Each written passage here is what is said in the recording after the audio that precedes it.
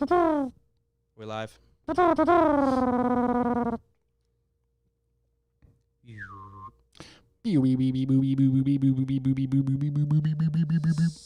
Suck me sideways. Suck me right in. Have you ever played Hearts? The card game? Mm-hmm. I think with you guys. Okay, kids. I don't like Let's go. cards. Do you Or shall? games. There has been an awakening. I'm hanging on a list somewhere. Have you felt it? There you go.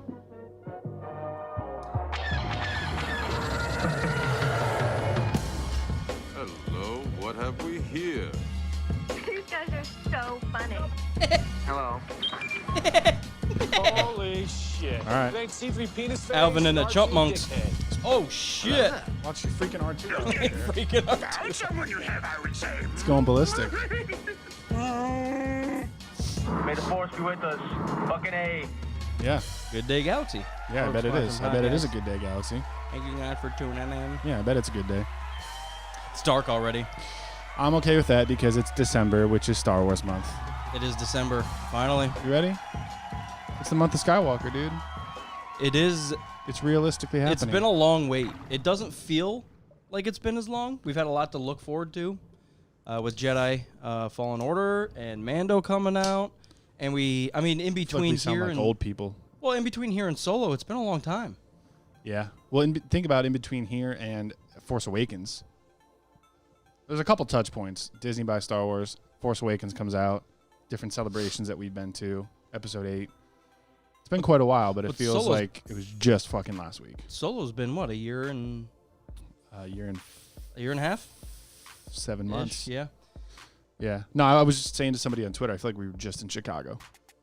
Yeah. Just in Chicago. We also have had a lot of non-Star Wars things like wrap up with Avengers Endgame. We've had, what am I trying to have?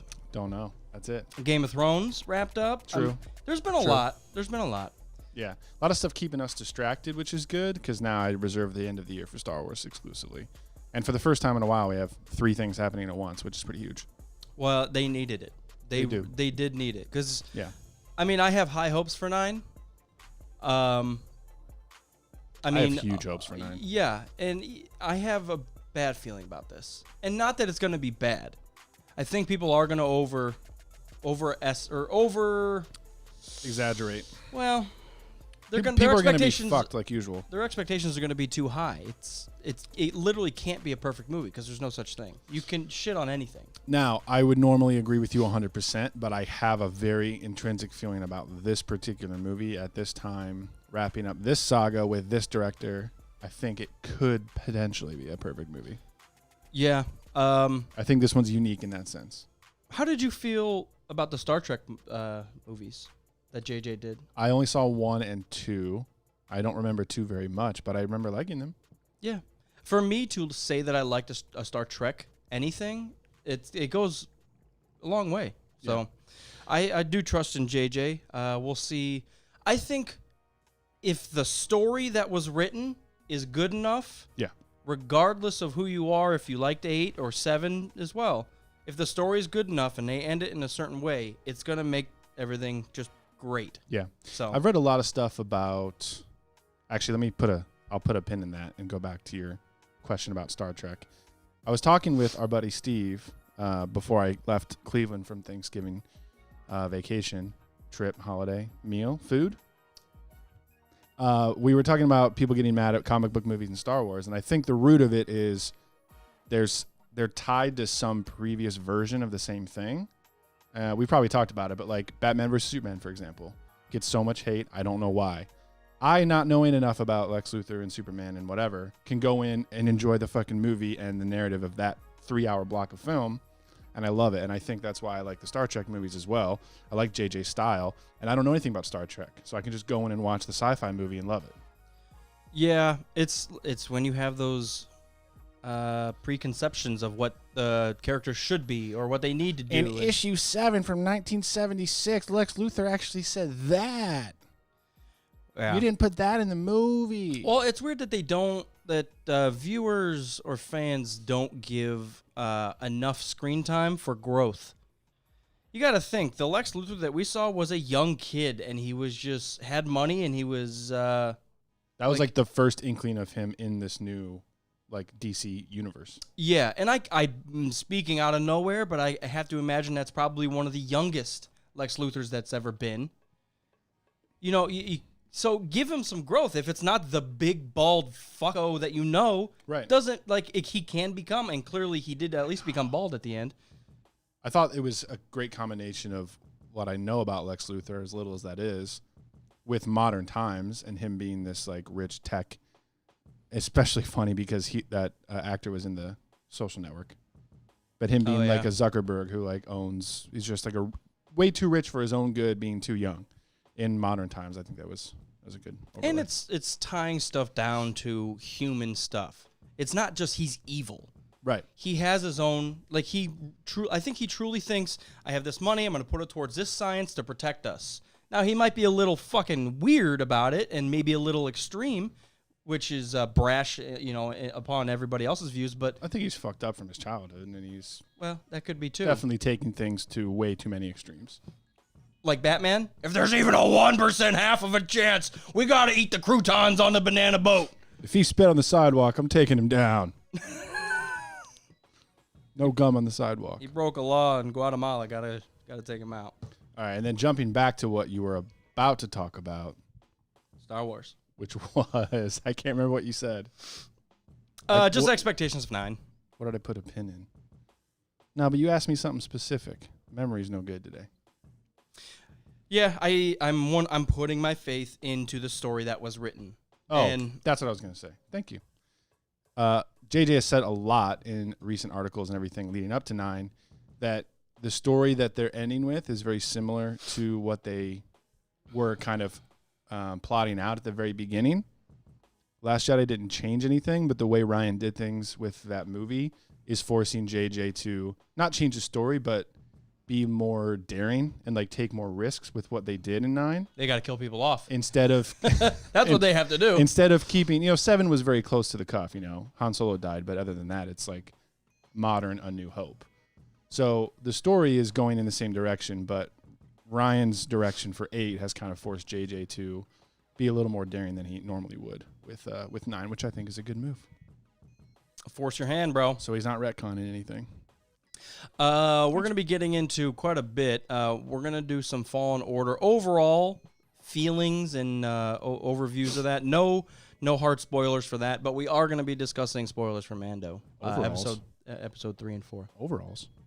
Underviews. Yeah, I have a lot to say about Fallen Order. I can say a lot of it without giving spoilers away. That's nice to. It's a good point. Like it wasn't all in on one thing. It wasn't all story driven. It wasn't all one character. You do get the sense of like a greater struggle. It's not very. While it's linear in your play, you can do whatever the fuck you want and go wherever you want when you want. Yeah. Within a certain realm. Yeah. It's not open world, but a lot of times it feels like it. Yeah. Yeah. So cool. it was a fun game. Blend And of a lot of good things. both of us have finished it.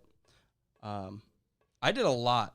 We both played it on not Grandmaster, but Master. Yeah. Which I would say was hard. It was Hard. It felt like.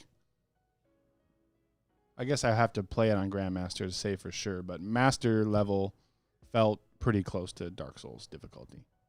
Oh yeah, it's Maybe slightly under. it's not very forgiving. No, not at all. If you get if you lose patience for half a second and you stop doing what you're supposed to, you're gonna get fucked. Change the light, sorry. You're overexposed. You look like a bald bitch. I look bald. I got hair from my nose to the toes. Pits and tits. What the fuck am I Sorry, talking about? you were just way too bright, so I changed you. I am standing under the I know. meaningful sun over here. Tatooine, right there. What's up, Travis Dunn?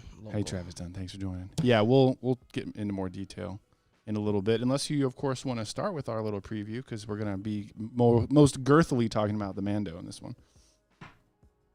And then also, I had a question about Order 66 I just wanted to chat about. You know, I just had something when you were getting up. I forget. It'll come back. See how bad our memories are? Oh, I do. I just rewatched episode 7. Mm-hmm. And I even texted in a group chat here I think I saw that. about Han Solo and how well Harrison Ford. You know, from the very beginning, he felt tired of the character. But he always played him well. Harrison played Solo well. Oh, yeah. And in episode 7, it's just like cementing that he is Han Solo. Right. I just loved him as a transitional character instead of someone like Leia or Luke carrying. Like if they were to start off with, I don't know, I like the mentor character. Yeah. Was a failure smuggler who his son ran away from him, and like that's ended up killing him. Yeah. Yeah, that's a crazy episode 7. Have you seen it?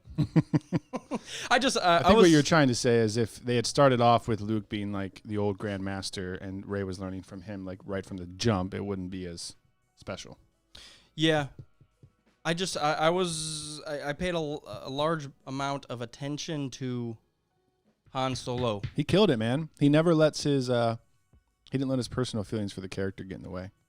Well, it was cool because it felt natural, whether it was him and Rey discussing stuff, him and Finn discussing stuff. Like he was almost more of a mentor to Finn. Like women always find out the truth. Just stop fucking around. Okay, big deal. Yeah. Like just all that little banter back and forth was perfect. Mumbo jumbo was probably the only bad thing, but I've gotten over that. It's just a line. But him and Rey, when they talk, he tried to fucking hire her because obviously she's talented. Yeah. Him and Leia. Why is she so talented? She doesn't. Yeah, but him and Leia felt natural. It felt fine. I think Leia was also pretty good in that. Episode 8, Leia kind of slipped on me a little bit. So? Yeah, I would say vice versa. Carrie Fisher looks healthier in 7. Well, I think that kind of goes without saying. But yeah, 8, she was a little more like a. I don't. Yeah, know. but she was more kind of in control of the forces in 8, which I liked. In 7, it feels like she was kind of. She's obviously still the general, but she was kind of just like thrown in there and wasn't doing much. In 8, she's like on the bridge of the ship, giving commands and ordering people around. It felt a little more like General Organa, which was cool. Yeah, I just think Carrie Fisher's personal health bled into the character of Leia, probably. Which I personally feel like it hurt Leia as a character quite a bit in 8. But 7, she seemed like she had a grasp on what was going on, and you go here, come here. We need to talk to Finn because we need to blow up this death ball again, and I was fine with it. But yeah, so all said and done, Han Solo. Check mark in episode 7. How do Han and Leia know about Snoke? No, it was Snoke that turned our side. I need to go through YouTube videos and get a summary of all the canon books that I haven't read. What if Snoke was like an older, not brother, but an older friend that kind of took Kylo under his wing at a very young age?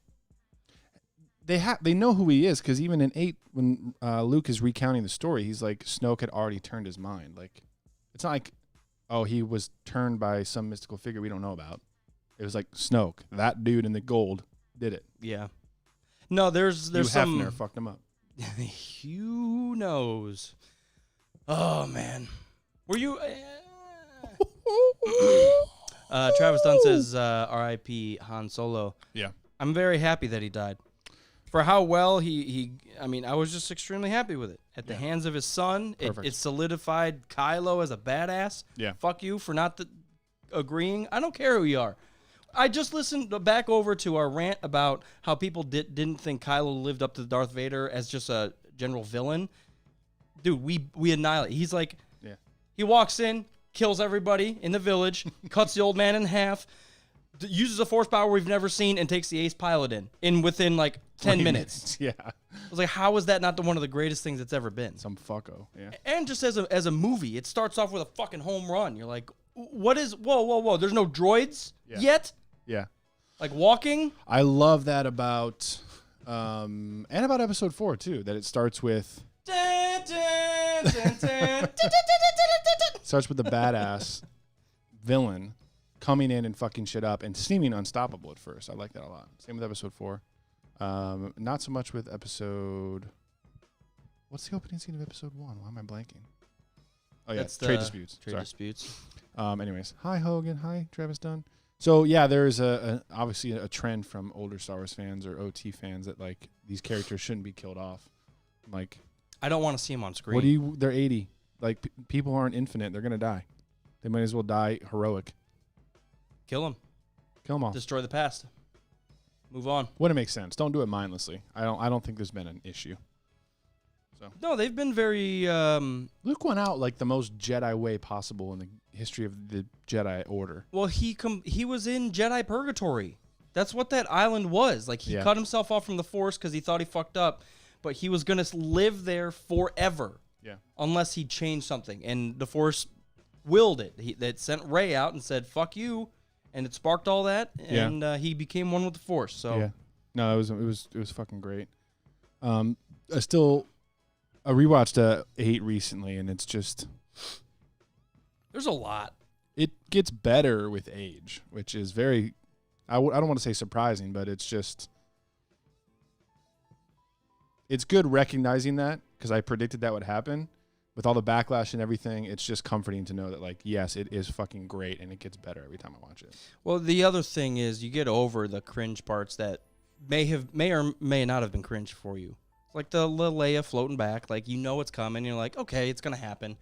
And then if you start paying attention, it's like, oh wait, it's foreshadowing because she's cutting Snoke's ship in half when she does that. Also, the first time she's used the Force on screen. Yeah. So there's a lot of high points in 8. We talked about it. We discussed it. Yeah. I haven't watched 8 recently. I haven't. It's probably been over 6 months at least. In the past, since our last episode, I've watched 5, 6, 7, 8, 1, 3. I've been on a binge. Some of that was in the background while playing Fallen Order and or playing Battlefront. Mm-hmm. But I've been watching a lot. I'm back in that mode, man. Leading up to as soon as November kicks in, starts to get cold, I'm ready for Star Wars, man. I'm fucking ready for it. Well, after episode 9, we're gonna be going downhill. Dude, I don't know. I don't think so. Mando, we're gonna be Mando's not Mando. going to wrap up mid-January, but remember, episode 9's wrapping everything up. I think we're going to have so many, not questions, but just so many resolutions that we're going to be talking about that movie for 6 months straight. Yeah, but we don't have a movie for 3 years. It's okay. No, it's not. Well, I'm okay with it. The bad thing is, and we just talked about how we had some in-between stuff happening between Solo and 9. We're on a high right now with Fallen Order and Mando, but it drops off quick. Like, we don't even have the Joker to look forward to. The Marvel stuff's iffy. Like, I do want to see it. Am I over fucking hyped? No. DC, I don't even know what the fuck's going on with DC. I know. And name a game you're looking forward to.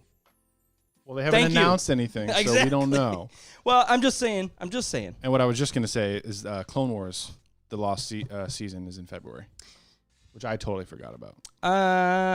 Everybody else is overhyped. Well, not overhyped. Everybody else is more hyped than I am for that. I like that stuff, but cartoons are cartoons to me. I agree. We'll talk about that.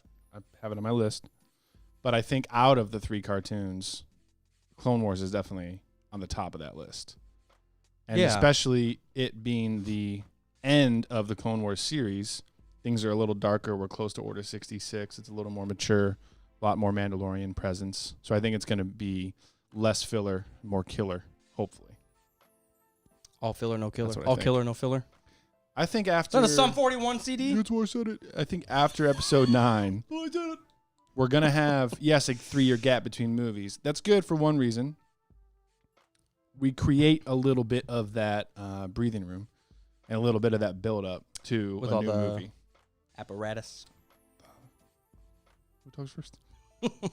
Sorry, I lost it. You know, that's they do some tasteful humor at the beginning of 7. Yeah. And I think they lost that swing and a miss on 8. Like, it was cringy to me. I know we've discussed that, but just I'm still hyping up 7 because that's the most recent thing that I watched. So There's just like 2 or 3 moments in 8 that I'm just like, You just went one line of dialogue too far on that one. Yeah. Like the Hux prank call thing with Terrible. Poe. I hate the I beginning like of it until he says, "I can hear you. Can you hear me?" Like that's just one Yeah. line too Everybody's far. already understood. Right. The right. 3-year-olds are like, come on, get with it. Yeah. What was I about to say? You were talking about Clone Wars and a bunch? Oh, it's going to be good to have a 3-year gap because we want that space to build up and ramp up to a new trilogy. I think that's good. Also, now that Disney Plus is out, we're going to have more content. Yeah. It's not like it's going to be a dry spell. It's going to be no film. Well, Cassian Andor comes out next year. And it already released or Mandalorian season 2. Yeah. Yeah. So You that's know, good. Are you okay with that? That they're just going to do a season 2? Yeah. Okay. I'm not that season 1's bad. I'm saying it as it'd be kind of nice to have one thing and end it and then move on to the next. Well, depends on how long the storyline is. It might not end after one season, obviously. Well, that was my point.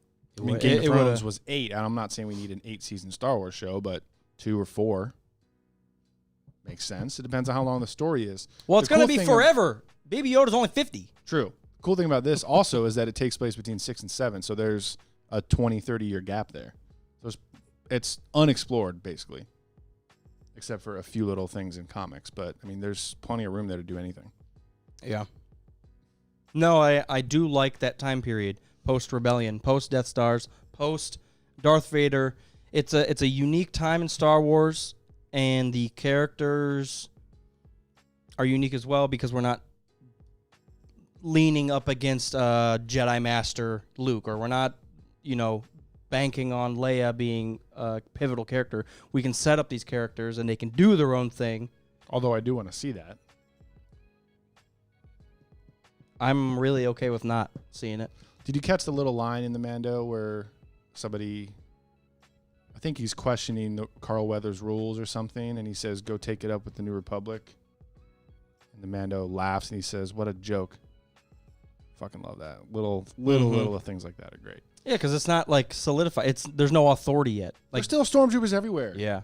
These fucking generals are like hoarding stormtroopers and becoming warlords in their little territories. Like Empire's not gone yet officially. Well, and it's a cool pivotal time, and we see that with the Mandalorians. They're kind of hidden and been very quiet with their culture and their ways, and they finally hit a breaking point and said, "You know what? This is our time to do what we should do. This is the way." Like even though what the Mandalorian was doing broke some rules. Well, it broke Bounty Hunters Guild rules, right? But not Mandalorian. So the Mandalorians finally just said, "You know what? We're gonna stay true to the way. Stay true to the way." That's something I need to brush up on is the Mando episodes from Clone Wars and from Rebels to see how it ties in. I need to brush up on Yeah, that how do they get shit. from the Clone Wars to where they're at now? You mean from Rebels to where they're at now? Yeah. I've spoken. Okay, well, I just brought it up, so why don't we just talk about that? Episode 3 and 4 of The Mandalorian. What happened in the third one? Third one Baby Yoda. Baby Yoda was taken back. Mando got all of his Beskar plates, went and forged a whole, spoiler alert, I guess, whole Beskar suit, cuirass and gauntlets and everything, and then started regretting dropping off the little baby. Then he stormed the base and knocked out the Kaminoan dude. Not a Kaminoan dude, but the dude with Kaminoan garb. Mm-hmm. Stole Baby Yoda back, escaped. All the other bounty hunters were trying to track him. He worked his way through the city streets, blew him up, and then as he was about to get screwed over, the other Mandalorians came out from underground and helped him out. Jetpacks and Gatling guns and all. I did not expect that. Especially, I mean, they set it up really well where they were at odds with each other in the hidden Mando base. Yeah, people are kind of skeptical of him. He's not a true Mando. Well, he's not blood Mando. Right. Oh, man. This is the way. I'm kind of confused at how and those beacon things work. Yeah, somebody else was mentioning about that today. Is the baby Yoda been microchipped like a dog, and they just know where he is at all points, and that's where it beeps to? It can't be that because they still had the tracker, but they lost trace of the actual. When he gave it to him, didn't he say they lost trace of the actual target? But they still had a tracker. I feel like Werner Herzog said something like that. Yeah, so I mean, it was along the lines of we only have like this select amount of data. And we need the best to find it. He's 50, and this was their last known location or something. So I don't know why everybody's finding him with the beepers. Everybody's got a pager on their hip. I think it's a matter of identifying who it actually is. Like, hey, he was last seen on Mos Eisley. So you go there, and then you start tracking him down. You get clues, and once you finally think you found him, what do you call it? The identifier? The tracker. Will be like, it will start beeping into the identifier. The Pokedex. And be like, this is, it beeps when you get closer and it's actually him or her or them. I don't know. Someone explain. I hate the fact that people are upset. It's not, why do people call him Baby Yoda? He's not Yoda. We all know that, you fuck bitch. I get pissed about this. Who cares about you? That's the dumbest thing to argue about. It really, truly is. It really is. And if you want to get technical, it's a Yoda species, so it is a baby Yoda. Not that it is Yoda, but it is a baby Yoda. It's an unknown green force sensitive baby that's 50 years old. Yoda, is that what you want me to say? Yoda species.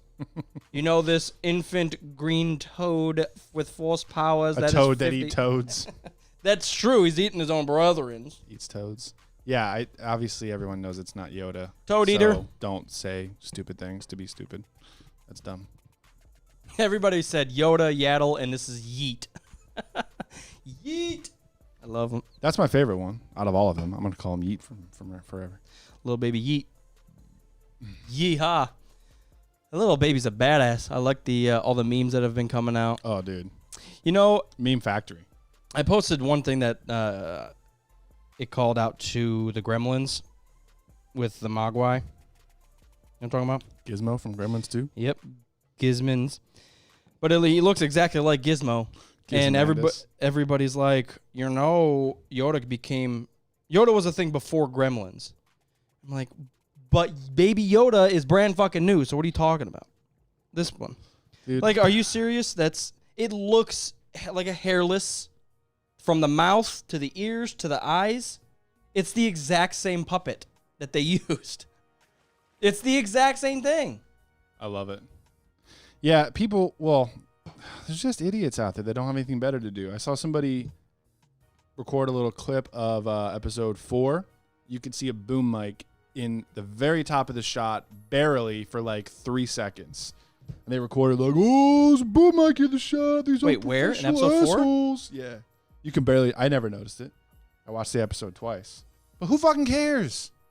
Wait, in Amando, you're saying? Yeah. Oh, who gives a god? It's a production error. Big deal. It's 3 seconds. Oh, man, fucking Disney's ruining Star Wars. They use boom mics in their productions. Oh, they have to hear stuff. They have to hear. No, they recorded audio. I hate them. They recorded audio. Just fuck off, everybody, please. Look at this little Demogorgon. What? I got a little fucking Mickey Mouse with the tubes. Audio tubes. His headphone cable is like in a natural Mickey Mouse balloon formation. That actually looks a lot more like a goddamn Animaniac or something. Remember that show? I do remember that show. I remember the SNES game too. With Dot. There was a lot of dirty jokes in that show. Oh yeah. Jesus. Travis Dunn says Mando's missing a knee plate. Oh, why? I don't know. He ran out of Beskar. He also says, until they give him a name or name the race, it's Baby Yoda. And I agree. Yeet. I'm sure maybe by the end of this, we'll figure it out. Someone will be like, oh my God, that's a blank from this planet. How rare. I thought Yoda was the only one, and he's dead. So, yeah, until then, it's Baby Yoda. How cringy would it be if they legitimately, if Yoda found another Yoda species and that's what was happening on Dagobah? I don't think that'd be cringy. There's a lot of frogs in Dagobah. Very great environment for frog peeps. With that line of thought, why is Yoda bothering to make soup? He just eat frogs all day. That's obviously his natural. He's on a diet. What's the word? Frogs are high in bones. His natural diet. There's another word for diet I can't think of. Yeah, I don't know. It's a mystery. It's a mystery, all of it. But you would think if Yoda is the last of his species, and we obviously know that the species is inherently force sensitive, don't you think that Yoda would be able to feel through the force that there's another? So this is... What if when he says there is another, he's like, these Skywalker guys are fucked. There's a little baby. 200 years, he's going to be pretty strong. There is another. We're going to wait for him. Dude, no joke.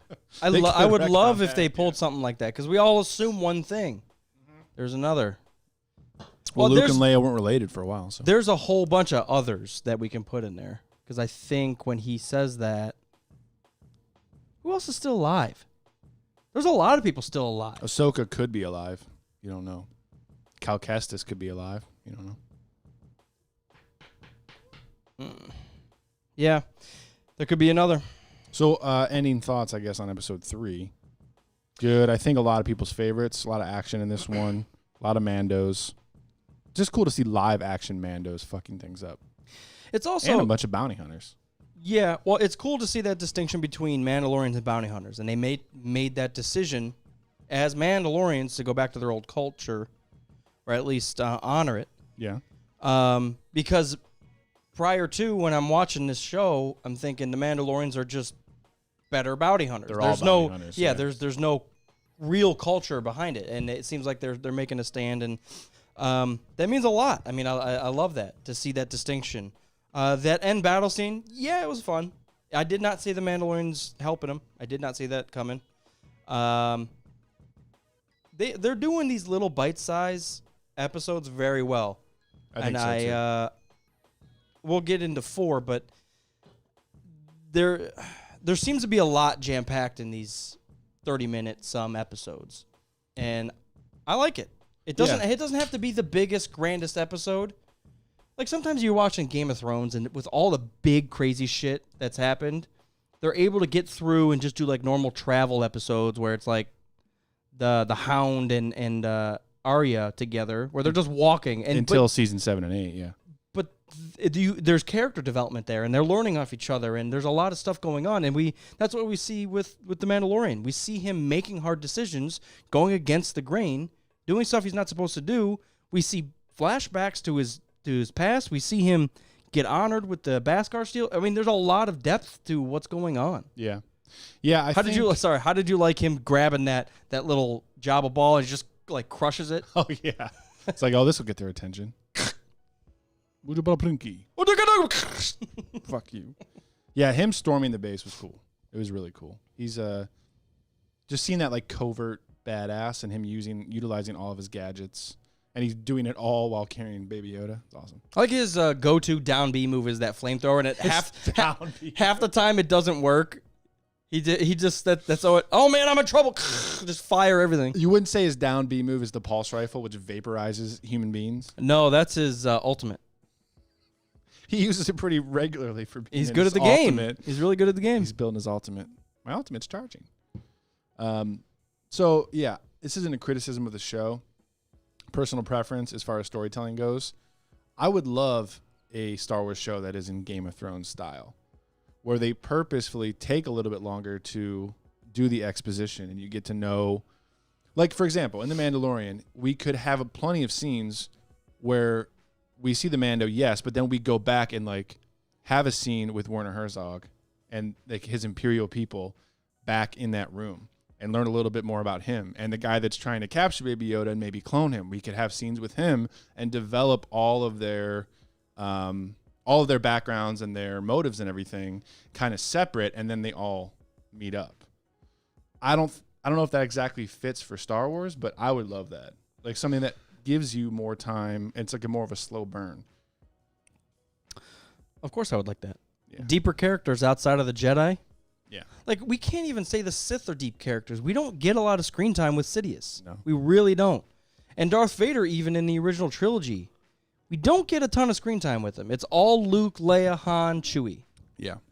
Yeah, I just don't think that's a Star Wars thing, so I'm not holding my breath that we're going to get that.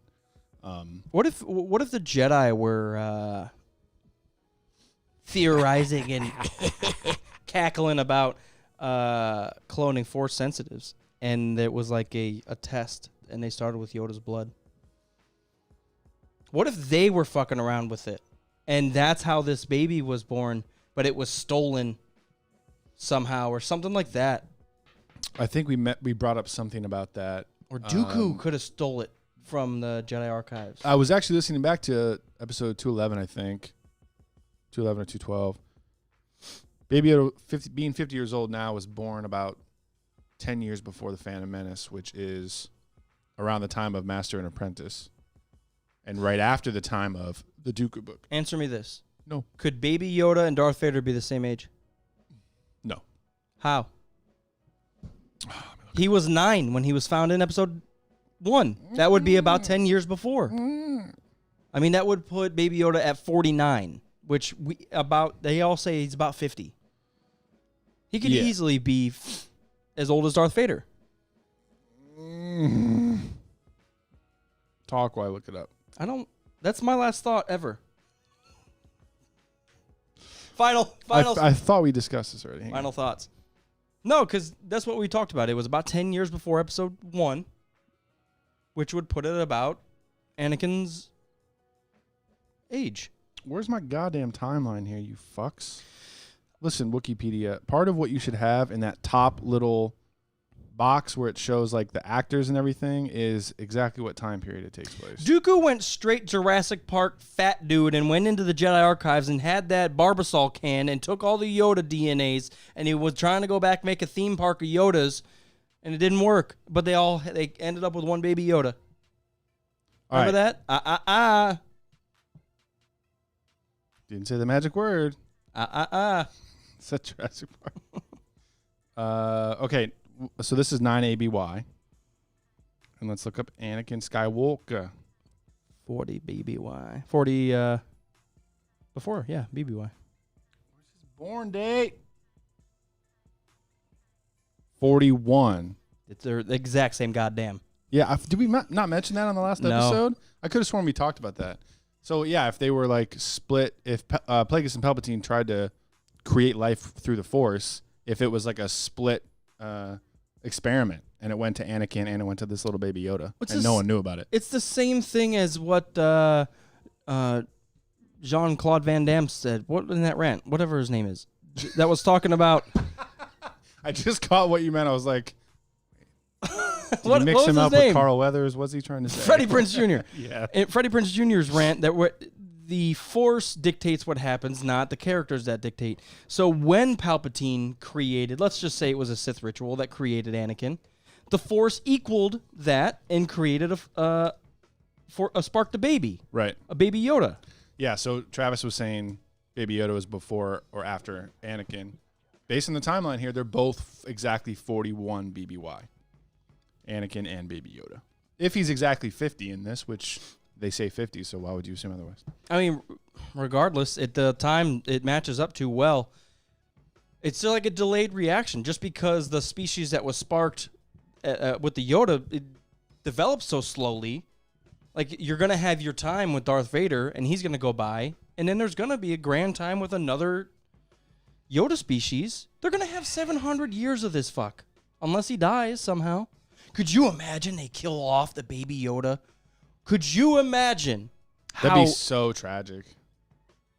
But it would be good television, man. That'd be a good, crazy series if they were trying to save this thing and it finally came around to, like, something bad happens. Okay, we're tying things up now. If we're talking about the Force's intervention in life, Baby Yoda dying could be the impetus for the Force to come to Rey as that light side option to... Obviously, it's always trying to find balance. Mm-hmm. You know what I mean? But what's the dark side that's going on right now? There's a struggle for balance, but it's also it's like non-Force users struggle for balance because the Empire's gone, Darth Vader and the Emperor's gone. When was Kylo born? Let's look at that. I'm just doing a bunch of research today, everybody. What if Snoke was a Yoda species? He just grew real big because he ate a lot of frogs. Ooh, he's a frog demon. Kylo Ren was born 5 ABY. So Kylo Ren is 4 years old during the time of the Mandalorian. 4, huh? Yeah. Let's see if Rey has a birth date on here. That'd be interesting to know. Rey is 15 ABY. So she's 10 years younger? 6 years after this current timeline of the Mandalorian, Rey is born. So perhaps, yeah, if Baby Yoda is supposed to be this new, it's a very dark line of thought that you brought us into, but if he's supposed to be this new light side warrior for the Force, and then he dies, the Force could kind of manifest itself in Rey. Rey's born to take over. But you're suggesting that we're going to another 10 years of this show for Baby Yoda to die? Not necessarily. Because where are we at right now? 9 ABY. And she's born at 14? 15, yeah. So we got 6 more years. Yeah. I don't know, man. It's interesting to know they can do whatever the fuck they want and just blame it on the Force. All the Force wanted balance, so cheeseburgers across the street. Well, the awesome thing is, like, Anakin and Palpatine, that story is its thing. Rey and Kylo, that story is its thing. Yes, they're intertwined, but the fact that Baby Yoda is in the mix and the Force is trying to manifest the light side to balance things out, that doesn't affect, like, the balance between Rey and Kylo in that trilogy.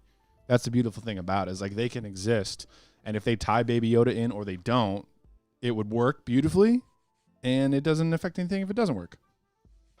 Because they're smart. They know what they're doing. So shut the fuck up and watch the content. The talk about balance and the how it works out, isn't that crazy that Freddie suggested that Palpatine knew the Force was going to try to balance itself out. So instead of killing Anakin, he seduced and doubled the dark side, in which it gave twins to the light side. But isn't that crazy that he suggested that Sidious was aware that the Force would balance itself out, try to balance itself out?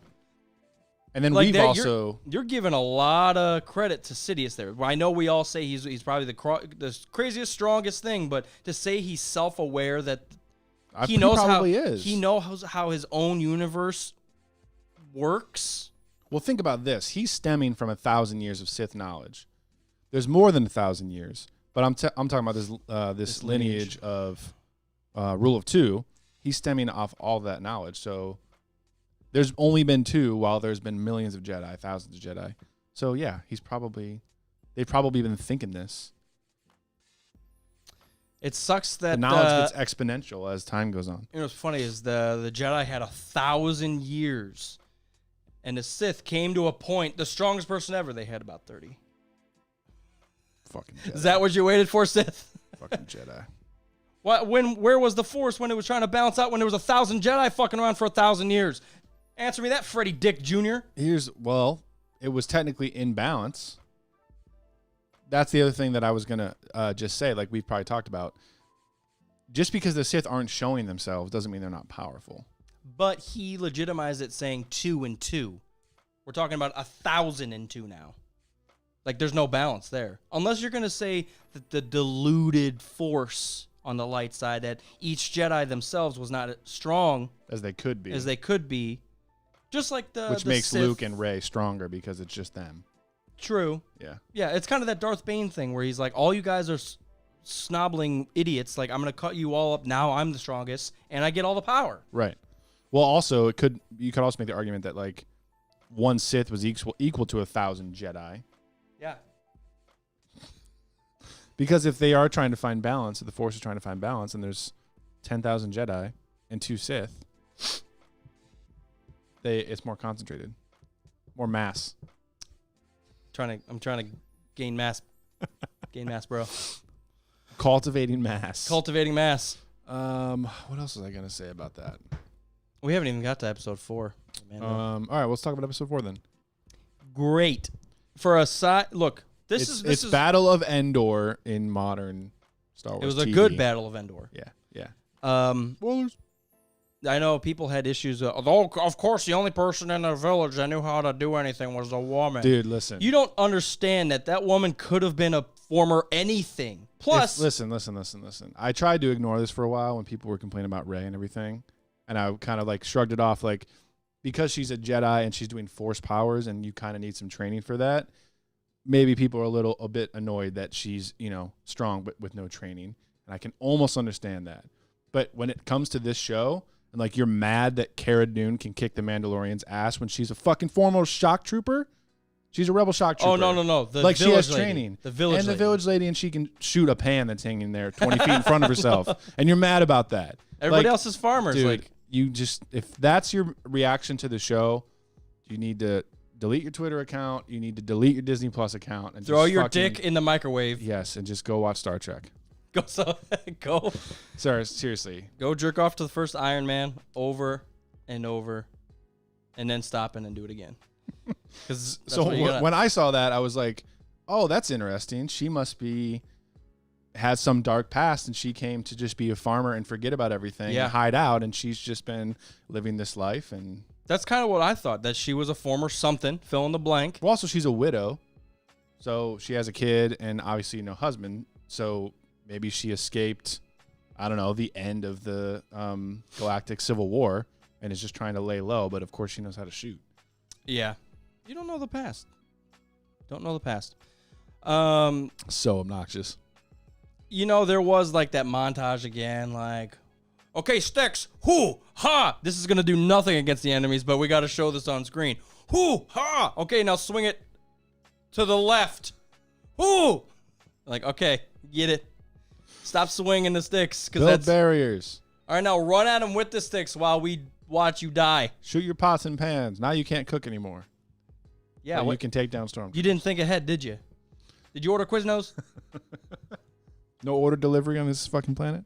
Sargon, whatever the hell it's called. Sargon. Sagrin? Saruman? Something like that. I can't remember. Yes.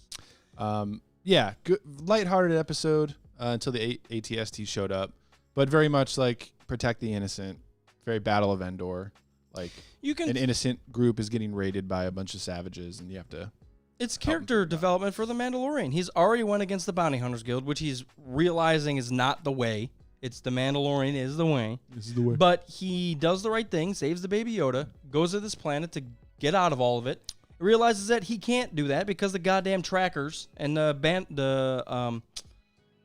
Bounty Hunters are still after him. Yeah. So he's like, well, fuck, I at least can help you guys and get rid of that ATST. In the larger story of the season, it's very important for two reasons. One is he can't settle down because he has to. If he has Yoda, it's a target forever, so he can't settle. That's basically setting up the rest of the season. He has to stay with him too because he's got to protect him. Right. And the other thing is you're continually solidifying that even though he's a ruthless killer, he's a good guy. Yeah. So. There's a human behind the mask, yes. In which he took the mask off. I didn't even catch that. I told somebody in our group chat that they were a shithead, and I was like, damn it, you're right. And I'm an idiot. I saw it twice just watching it the first time. It's because I didn't see like his face, and I was like, what? His mask is off? We saw his face? No way. No, yeah, it was in the window. Helmet, not mask. How did nobody see that? What do you mean? He's like in broad daylight staring at the kids playing. Yeah, but he's just a dude. What are you're gonna look around and just say, oh, that guy. But he's not supposed to let anybody see him without his mask on. But how would they know he was the Mandalorian? Because he's in the fucking armor and his mask is on the counter right next to him. Just says, hello, I'm Mandalorian. Nice to meet you. I'm the Mandalorian. The Mandalorian. Yeah. Yeah, I don't know if we see his real face. Maybe if he comes to some splitting point where he's like... Or what if he dies and right at the end they take the mask off and he's somebody? What about season 2 then? Another Mandalorian. There always is another. There is another. It would. I'm just saying, Luke and Leia are still out there doing shit. So maybe there is a point where the Baby Yoda gets passed off to the Jedi Order. Yeah, we or don't some know what's type. gonna happen. Drop him off on Dagobah and wish him best of luck. There's a lot of frogs, dude. Eat him. Yeah, he could survive. He could hold his own. Just sit up in a tree Probably and not. wait and grab frogs. Probably not. Probably couldn't hold his own. No, Have you seen some of the demon things that were in Fallen Order? Jesus Christ. That's another thing about that game. It'll make you feel small. There's some fucking animals out there. Yeah, Baby Yoda wouldn't be able to slide down the giant ice slide. He wouldn't be able to do that. No, he wouldn't. And You then have to- swing like Tarzan. You have to double jump right at the end. Jesus Christ, we can talk about that. Yeah, episode 4, I've heard a lot of people say it's a little slower for their taste. Wasn't as action-packed. I understand, but it's Star Wars, so we're going to get a mix of that. So I'm not really, it's fine. The point wasn't to be action-packed, so it did well, huh? Yes, and they also made the ATS. He looked like a fucking badass. Yeah, it looked demonic. After the Ewoks are smashing it with sticks and they win, it's nice to see it that I can actually do something. So, especially after Just you one of fight them, it too. in Fallen Order, yeah. Just one of them can intimidate an entire farm village. Farm. It's a village, too, isn't it? It's a farm. They're trading markets, Farm. food. Farm. I don't know. I liked it. Good stuff. It was. There's a lasting impression that they're going for, that the everyday man can make a difference.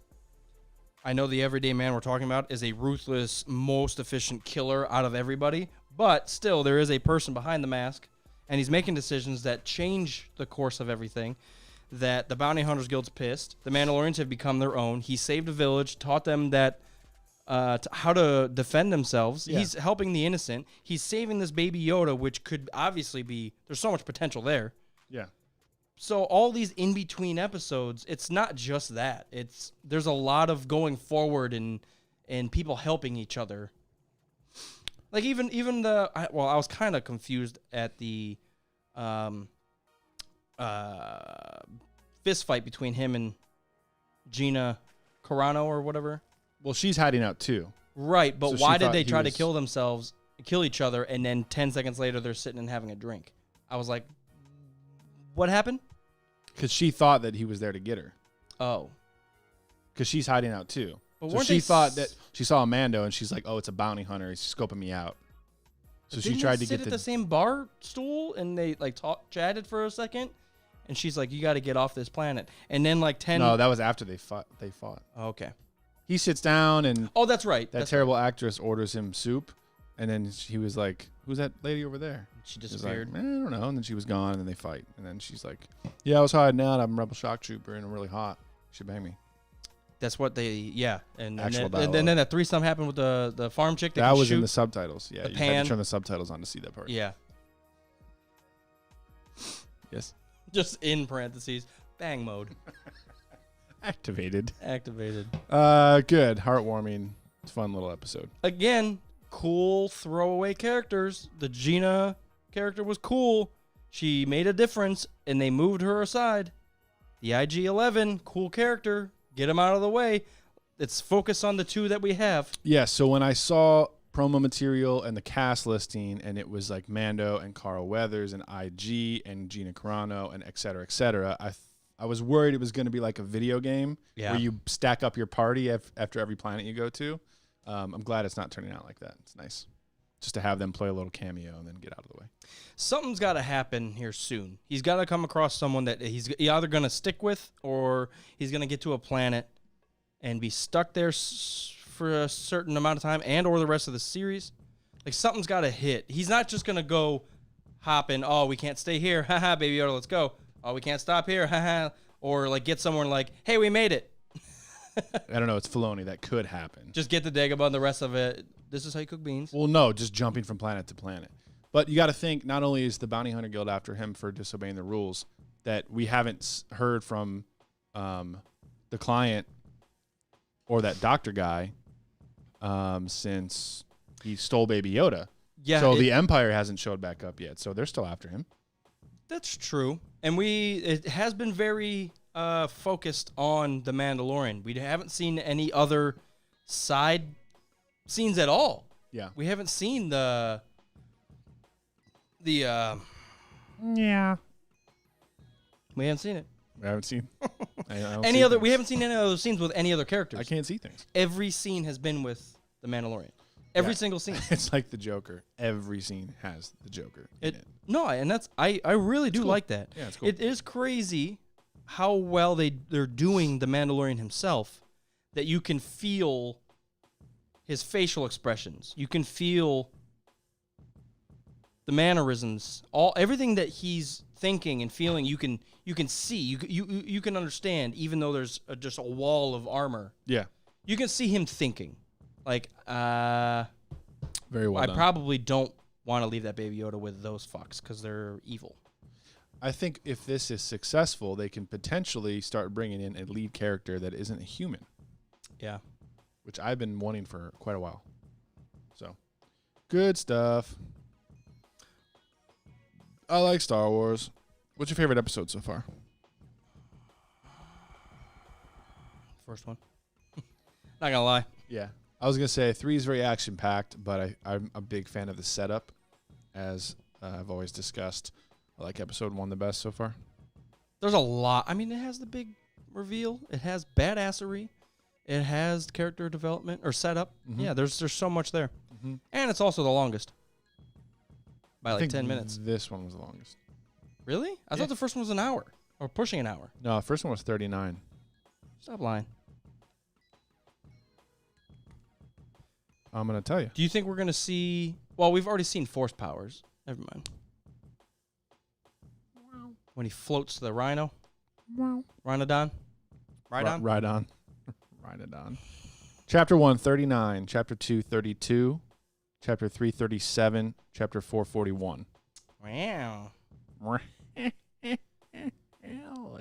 Do you care that BB-8 says BB-8 all the time?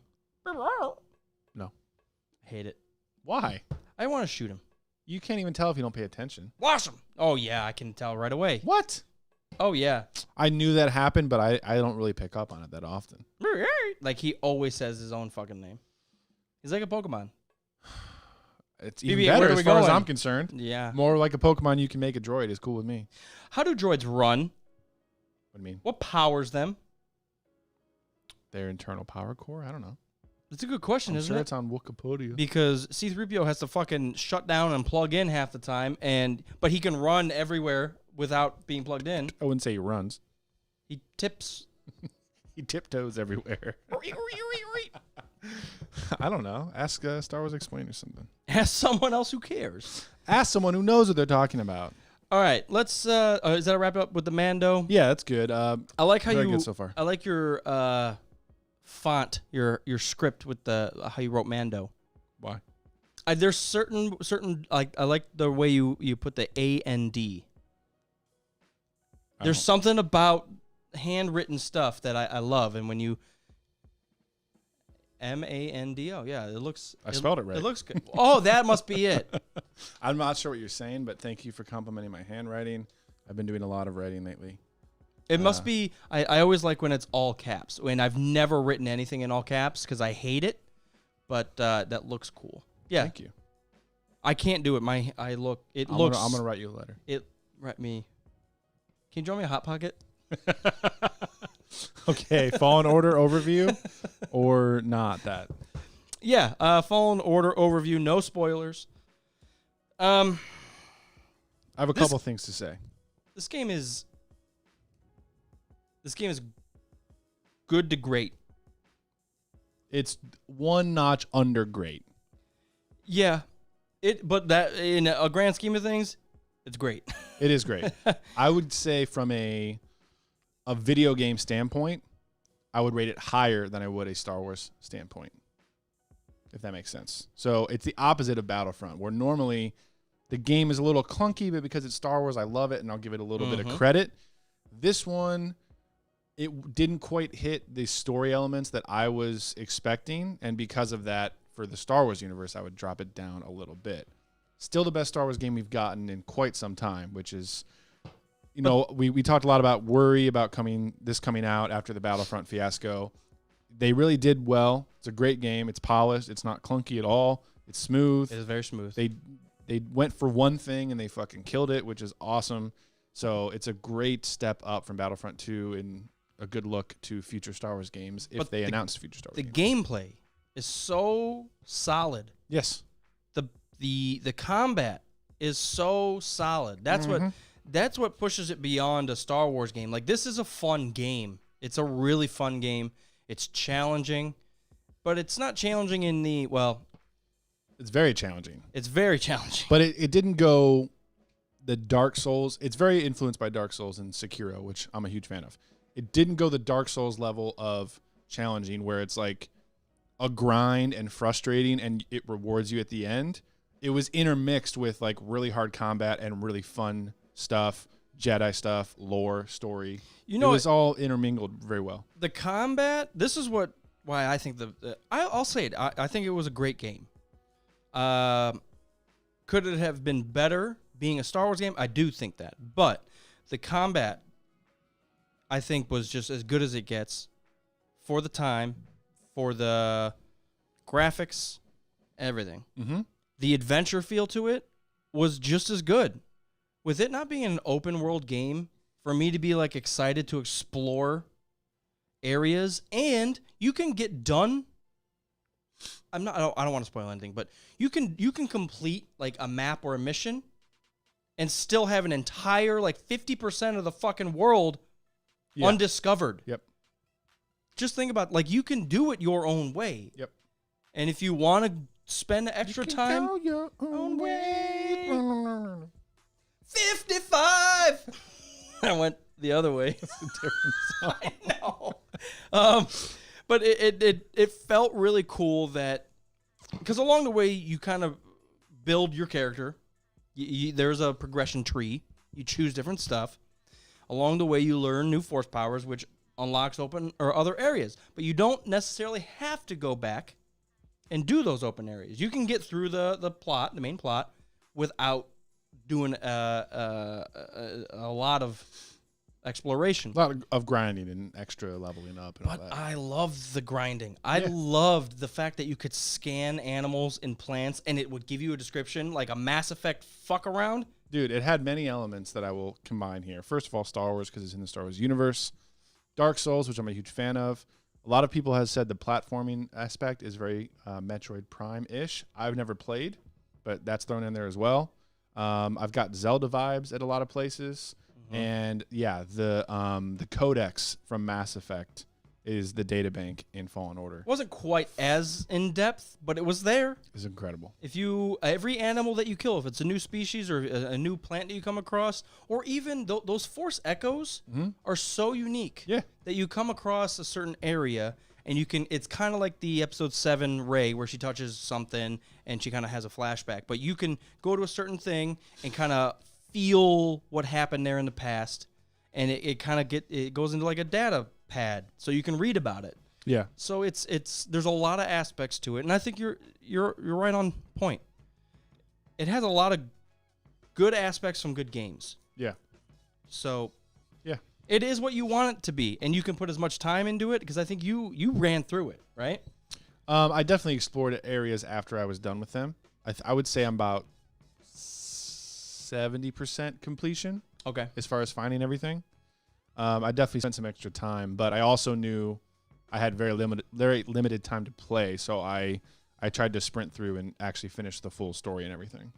See, I I went back to worlds that I knew that I was pretty much done with, just to explore. Because I would go to a world, learn a new power, and I'm like, I could use pole on that bridge on that planet. I'm definitely fucking going back, even if I don't need to. That's what they want you to do. It's like, you got to go to Kashyyyk to do this. I'm like, fuck Kashyyyk. I'm going back here. There's a bridge I can pull down to see what the fuck's on the other side of that bridge. Exactly.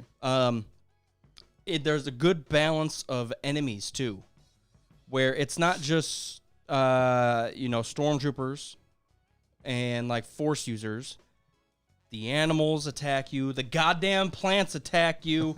Everything attacks you, and it's blended well. Where if you go up against something and you don't know how it attacks yet, you're probably gonna get fucked real quick. Dark Souls. Yeah, and you just got to figure out how it attacks, what it does.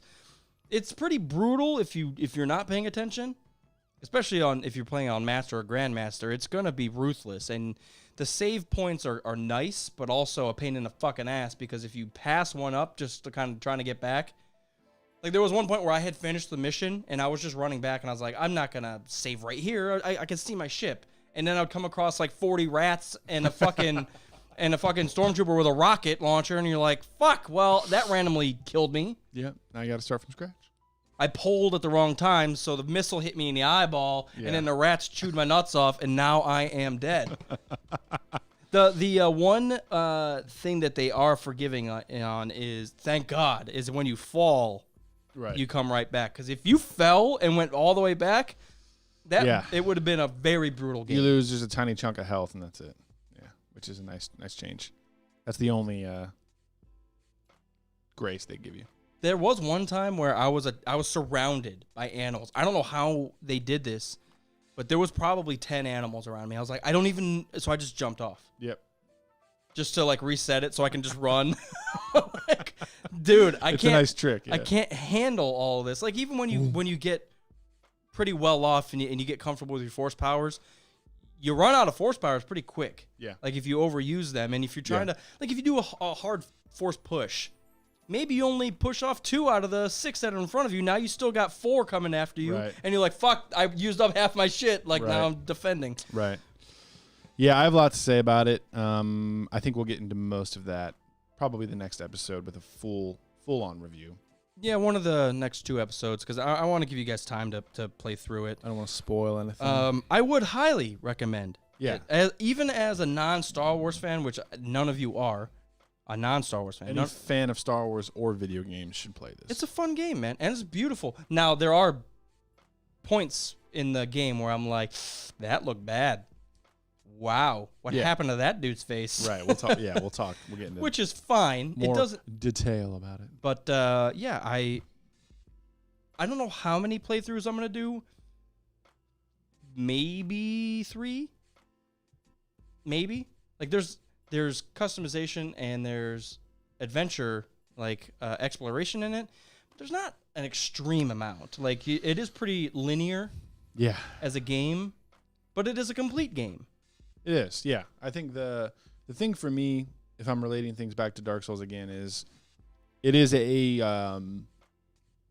Talk it.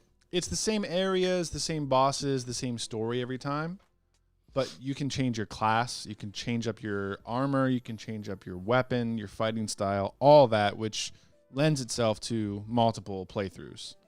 This one, great game, but you're still Cal Kestis with a lightsaber. So there is only so much customization you can do in order to make the game feel different every time you play through it. Now, how leveled up were you? I almost had everything. Yeah, I was. There the was, same. I think, probably 2 powers that I didn't have. There was, yeah, I think there 2 or was 3. I was focused all on force powers and survival, and I think there was like 2 lightsaber attacks that I didn't end up with, which was fine because I ended up button mashing most of the time, anyways. The skill tree. This isn't a spoiler, but skill tree looks more like Assassin's Creed, and it's all connected, but it has 3 different sections: combat, force, and survival. So it's some combination of like upgrading your health, upgrading your force powers, upgrading how many attacks you can do with your lightsabers, your stamina, all that kind of stuff. We'll get into that next week. Yeah, solid I have game more though. to say. I was Play it. for how little. Well, you were very skeptical. I was extremely skeptical. I made up. I think it lived up to my expectations. I was expecting just this, and I think even more so. I think the combat was beyond my expectations. It surpassed my expectations, yes, which I'm happy to say. But we'll get into spoilers in another episode or 2. Yes, sir. Execute all the 66. Yeah, I was watching through episode 3 the other day, and I just had some thoughts about Order 66. and I'm Episode 3. just- What? Greatest movie of all. It's pretty good. Not the best. You have it like third to last. It's been slipping down my list, and episode 6 actually has been rising up a little bit because I've been watching the despecialized version. Well, episode 6, it has the culmination, man. Everything's there at the end. You just got to get through the Ewoks. And Jabba. Which, if you It's don't just watch bad the special edition, Jabba's not that bad. Yeah. So A little slow at the beginning, which is fine. little bit, but a lot And we're- of lore and world building though. So many like background characters and different species, different armor, all that kind of stuff. It makes it fun in the beginning. You know, I was watching episode 7, obviously, and they were in Maz's cantina. Cantina, yeah. How you doing, was Maz? it that? Yeah, where there's like mosquitoes drinking kombucha in the background or some shit. You know what I'm talking about? I don't remember mosquitoes, but I possibly missed them. Yeah, it was like, I know there was a big praying mantis in episode 4, but you had to put mosquitoes in this. Speaking of episode 4, did you listen to that Rogan episode with the monster maker guy? No. It's really interesting to hear. How to create monsters? Well, he's like the best like monster special effects guy in Hollywood. Monster Man. So it was interesting hearing him talk about making all those different creatures for the Cantina for episode 4. So it was just go give it a listen if you like podcasts. Mm-hmm. Star Wars has always done really well with creating unique species. Yes. I've always, even the animals in Fallen Order. I thought the animals were cool, man. And it was like a Pokemon-esque, like they're animals, but they're not quite animals. They're a little different. Yeah. Like- And like specific to that planet and the ecosystem and the type of terrain. Yeah. Yeah. Like the plants and the crazy shit that you came across on Kashyyyk. Yeah. Like the goddamn vines are trying to kill me. Run, come on, go. Can't have it. Yeah, that felt very Zelda to me. Some of those elements on Kashyyyk. No, that's good. All right. Anyways, I was watching episode 3. I was thinking about Order 66, my heyday as Commander Cody, even though my officer missed his shot on Kenobi. Fucking savage. Shoot him, please. You're trained to He's shoot. right there. You're trained to shoot. Shoot him. This is why I'm the commander and you're fucking Shoot her. ensign. I was just thinking about Order 66 and how sudden it is that you're all buddy-buddy with the clones, and then the next second they get one transmission, and they shoot you down. Just curious on your thoughts and the whole microchip thing from the Clone Wars that kind of explains it.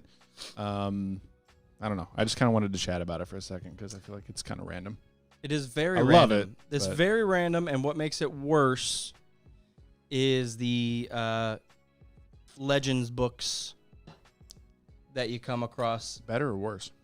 It makes episode 3 in the Order 66 worse, the fact that the clones turn so quickly, because in the Legends book, The Rise of Darth Vader, the clones get the Order 66 message and say this is clearly a mistake, and they don't fire upon, and that's why those Jedi get away.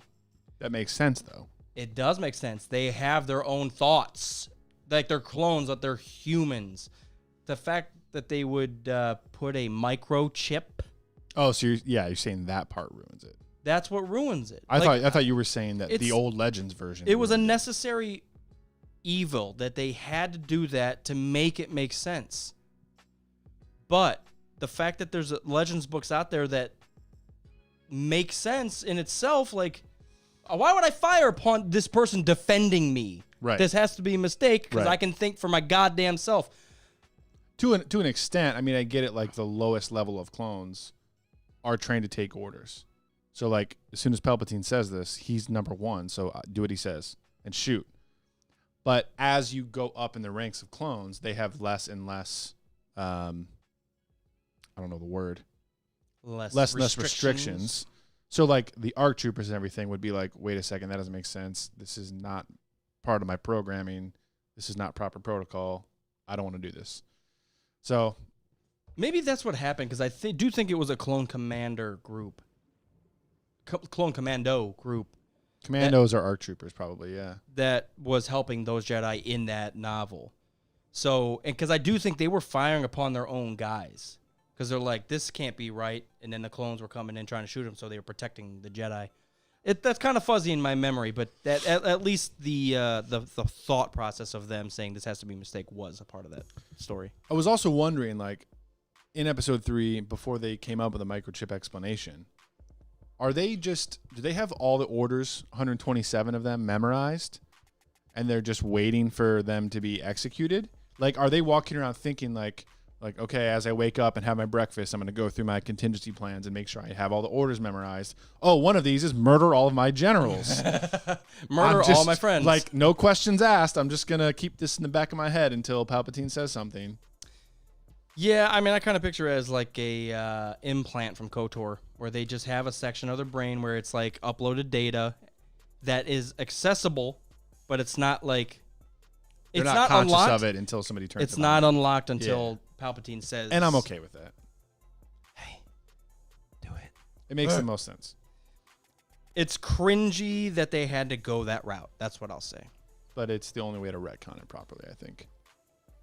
I mean, it could have got really dark, and they really could, like, Palpatine could have done something or said something or put a law in that he was attacked by a Jedi, and this is the overlying plot of the Jedi was to take down the Republic, and you are birthed to defend the Republic, not to defend the Jedi. Yeah. So, I mean, there should have been some gray area there that, you know, do your fucking job or the Jedi are going to take over. And it's like, well, bye, Obi. That would have made way more sense and also gone along with Palpatine spun that whole arrest attempt as, you know, an assassination attempt to get the Empire under his control. That would have made way more sense. It's just weird that in the movie, Commander Cody says, yep, thanks a lot. Here's lightsaber back. Go over there.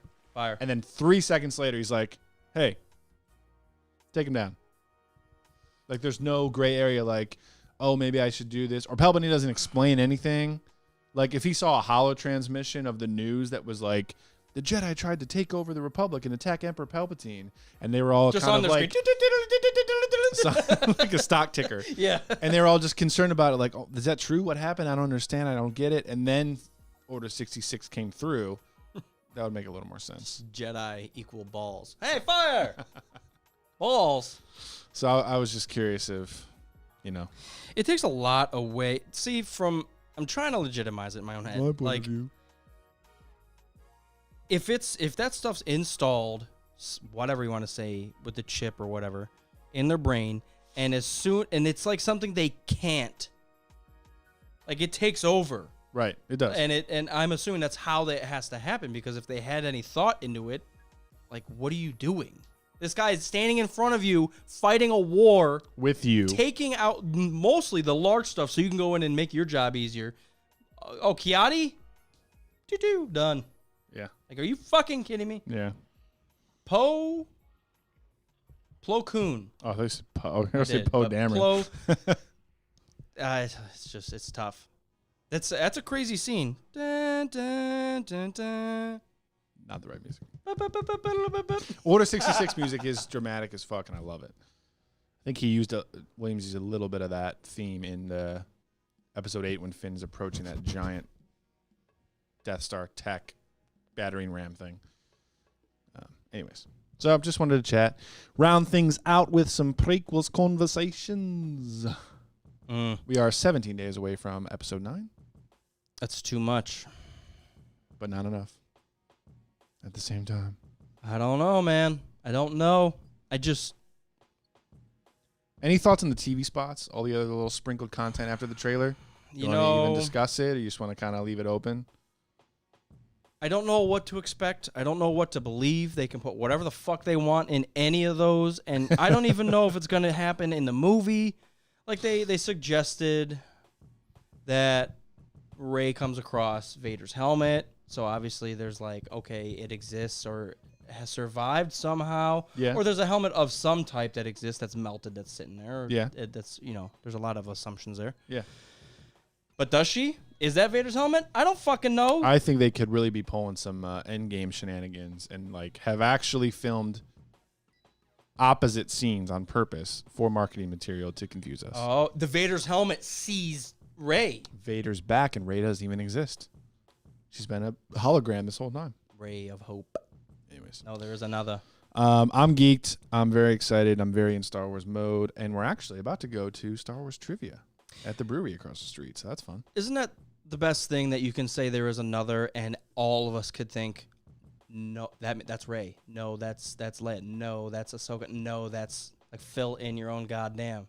5 years ago, you couldn't say that. There is another. 5 years ago, it was Leia. But now, it could be anybody. Options. Could be Kylo. Baby Yoda. Baby Yoda. It could be Kylo. Well, he wasn't born yet, but he could be predicting something. Or maybe Yoda saying there is another is just a perpetual, the Force is going to take care of this. Someone will come along. Don't worry about it. Shouldn't that just be the mindset of the Jedi? We'll wait. They should take, I mean, as much as they lean on Eastern religion for Jedi ideals, they really should take more of that, like, Well, that's what Qui-Gon was trying to do. That's why I fucking love him so much. Like, the Force is going to figure itself out. Like, if we interject, we might throw things out of balance and kind of disrupt things a little bit. See, there's an issue with that mindset, though, because that means you don't make a difference. You can't make a difference, so you shouldn't try. Well, it's somewhere in the middle of everything's predetermined versus I affect everything. It's somewhere in the middle. It has to be, because your actions do make a difference. Now that the Force may figure itself out based off of your actions. It'll probably recalculate, but it might take longer than usual. Delayed. Well, just the same way as... Like Terminator, where Skynet was delayed. But inevitable. But it's still. Yeah. Same thing that There's Anakin has his dark vision about Padme and the kids, but because he pursues the wrong path, he makes that happen. The Force is telling him like one possibility, but that doesn't mean it's going to come true. If he had calmed down a little bit and meditated and listened to Yoda and let things kind of play out, it's very possible that he wouldn't have been seduced by Palpatine and Padme wouldn't have died. But do you think that even if he wasn't seduced, that she would have died regardless? No. Because it's kind of like you just said. I know that was... I think he saw the future. It was going to happen. It was going to happen one way or the other. Now, if he didn't fall to the dark side, he would have been able to raise his 2 goddamn children and not murder a bunch of kids. Yeah, not murder a bunch of kids. Yeah. But that may have been nice. Which is, it's all right. It's okay. Not killing kids is fine. But yeah, I mean, there's so many ways you can take it, because like you said, it could have been a potential future.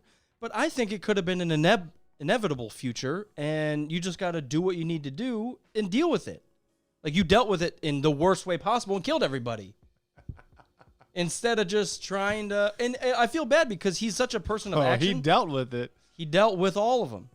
But he was such a person of action. Like, go out and... I'm going to fucking make it my own way by strangling it and making it my own way. Yeah. But in doing that, he fucked up and she died because of him. Not because of... Like, I truly think the will to live was... Like, she could have just been sick. Like, in a certain alternate timeline, like if he just killed Palpy, she could have just been sick. And maybe the twins were never born. They died with her. If he took out Palpy, because there's balance. And then he would have been left by himself? I don't know. Maybe Grievous gets away. He was already dead at that point. Whip, stir, whip. He starts doing... whip, stir, mash, stir. Mash, stir. Catch up. I tried to watch that on International Life Day. I got about 12 minutes through. I usually get about 24 minutes in, and when she starts fixing her hair while she's got her paws on the meat during the cooking scene, I was like, get your hair. She's got like bantha chunks clumped into her fucking claws. And she's like touching her face and getting all ready. Like, Jesus, girl, Purell, bro. There's a lot to like sit and enjoy and make fun of with that, but the first 20 minutes are really hard because it's just 3 Wookiees running around a house screaming at each other. With no subtitles. And they're all at the same time shouting at each other. It just sounds like a fucking low-batteried fire alarm. You're like, what the fuck is happening? Turn it off. Oh, man. It's worth it once a year. It's 100% worth. If you've never seen it, you need to. To make yourself feel better, if you absolutely hate everything Disney's done, go watch that. And understand Lucas was okay with that. You know what's amazing, though, is like, it's fun to laugh at. It's like, oh, that was really bad. That was funny. But we're going to take that pulse rifle and put it in Mandalorian, and it's going to be fucking awesome. And we're going to say Life Day and make that canon. It's fucking awesome. I love little things like that. Well, yeah, you pull out the good. Yeah. How many chins did Han Solo have in that one? 14. That's the one where he looked like... Mick Jagger. Yeah. You look like Mick Jagger and Ashton Kutcher, like all fuzzy faced and spry. All right, it's time to go to trivia. Let's win. Let's do it. I don't know what the prize is, but what if we get our asses kicked? Well, here's how I approach Star Wars trivia. I don't even practice because some trivia has a bunch of like actor trivia and like behind the scenes stuff, and I'm like, dude, I don't know what other fucking movie Alec Guinness was starring in before Star Wars. That doesn't have any effect in the Star Wars universe. Quiz me about Star Wars stuff. Yeah, I took actually I think Facebook had like a 20 question Star Wars quiz that me and my wife took, and she was asking me the questions. And there was 4 of them I just stared at her. I was like, why are they? They Why didn't are say they a Star Wars asking? character's name. They asked who was not considered for the role of Han Solo. Like, I don't give a fuck about that. Don't ask Christopher- me that in Star Wars. Christopher Walken was one of them, and I was like, he could not have been. They suggest that he was. Even if he was, that's not. Are Star you Wars. kidding I don't me? care. Get that off of the trivia list. So this could be terrible or it could be great. I hope it's terrible. Okay. How many hair buns does Leia have? Scrad Rogan Crackcast.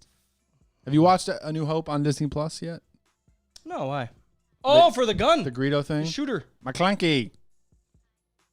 That's what McClunky. He says McClunky. What does that mean? It doesn't, I don't know. Are we going to get It's a quizzed about mystery. it? We might. Pop quiz. They might actually throw that in. What did they change the Greedo sound to before he shoots on Han? Hang! McClunky. That's so bad. They need to do something about Greedo. It's a joke in and of itself, though. I think He's- it's funny that they changed it again just to fuck with us. Do you think Greedo was just like a failing bounty hunter and they threw him in? Well, I mean, that's kind of what he's perceived as now because he's kind of the butt end of a joke Yeah. that anyway he loses. Well, that's his last chance to make good, and he doesn't. But like before that, he seems like he just happened upon Solo and he's like, oh, I can get my money, woohoo. Yeah. And he goes in there and gets his head blown off and like, I don't know. Like, I feel like he could have been a badass character, like even in Legends. Yeah. But they just shit on that dude every chance. Oh, yeah. He sucks. He sucks. He can't even shoot. First or second. He can't shoot That's at all. his only job is to shoot, and he can't do that. Why didn't he just, like, sneak in and just blast him in the face? Da Solo. Like, if he was willing to shoot him and kill him and collect the bounty on Han Solo being dead, why didn't he just, like, peek in the window of the cantina and blast him? Well, I wonder if it was you get more money alive. But he was trying to blast him. No vaporizations. No disintegrations. No disintegrations makes way more sense now that we've seen the pulse rifle in Isn't action. that a bitch?